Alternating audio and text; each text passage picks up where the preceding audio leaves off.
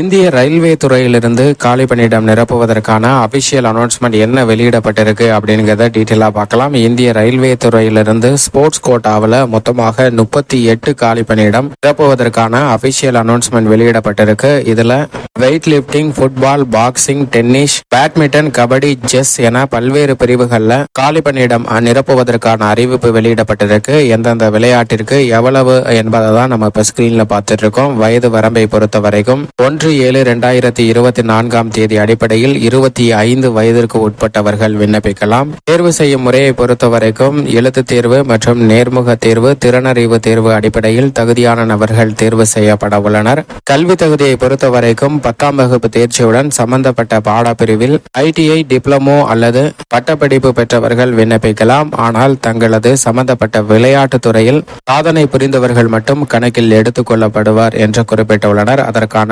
சான்றிதழ் சமர்ப்பிக்க வேண்டும். விண்ணப்பிப்பதற்கு அபிஷியல் இணையதளம் rrcn.r.org என்ற இணையதளத்தில் விண்ணப்பிக்க வேண்டும். விண்ணப்பிப்பதற்கு கடைசி நாள் வரும் 16ஆம் தேதி.